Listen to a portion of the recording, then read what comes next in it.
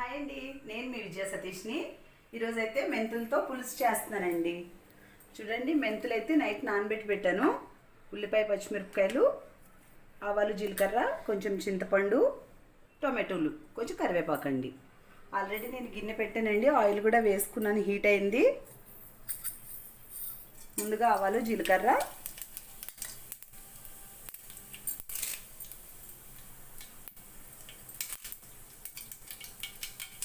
కరివేపాకండి, ఉల్లిపాయ, పచ్చిమిరపకాయ కూడా ఇలా ఫ్రై చేసుకోవాలండి.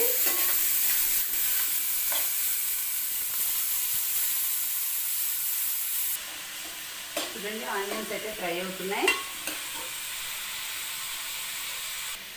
మెంతులు చాలా మంచిదండి హెల్త్కి. నైట్ అయితే నానబెట్టి పెట్టాను, చూడండి ఎంత బాగా నానియో.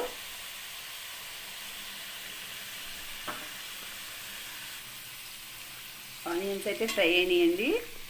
ఇప్పుడు మెంతులు వేసుకుందాం.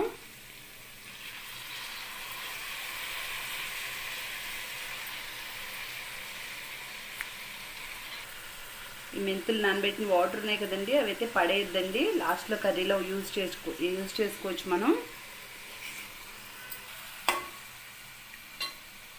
ఒక 2 మినిట్స్ ఫ్రై అయిన తర్వాత టొమాటోస్ వేసుకుని మూత పెట్టుకుందామండి.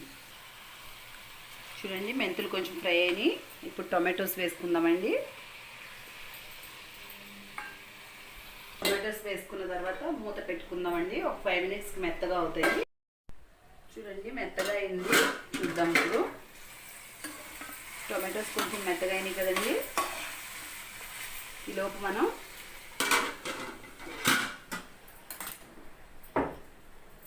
చూడండి కొంచెం వెల్లుల్లి, అల్లం దంచుకోవాలండి ఫ్రెష్గా.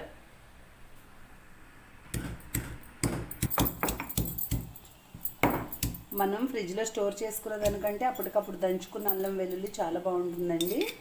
నేనైతే ఇలా అప్పటికప్పుడు దంచి వేసుకుంటాను. చూడండి, బాగా మెత్తగా అవసరం లేదు, ఇలా అయితే సరిపోతుందండి, కొంచెం కచ్చపచ్చగా.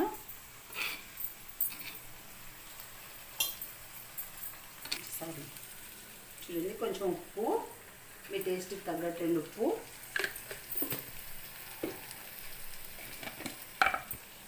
పసుపండి,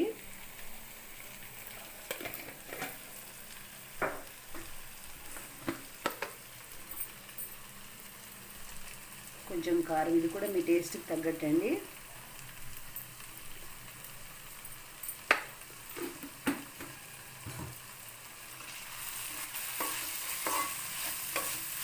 కాస్త ఫ్రై అవనిచ్చి వాటర్ పోసుకుని కాసేపు ఆగి చింతపండు పులుసు వేసుకోవాలండి.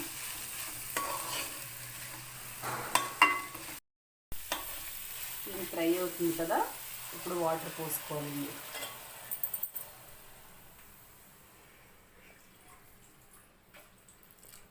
కొంచెం ములిగేలా వాటర్ పోసుకుంటే ఇప్పుడు మూత పెట్టుకోవాలండి. ఒక 5 మినిట్స్ ఉడకనిచ్చి అప్పుడు మళ్ళీ చింతపండు పులుసు వేసుకుందామండి. చూడండి, దగ్గరికి వచ్చింది కర్రీ అయితే. చింతపండు నానబెట్టి పెట్టాను కదండి, దీని అయితే పులుసు పీసుకుని దీంట్లో పోసుకోవాలండి. చూడండి, చింతపండు పులుసు అయితే రెడీ అయింది.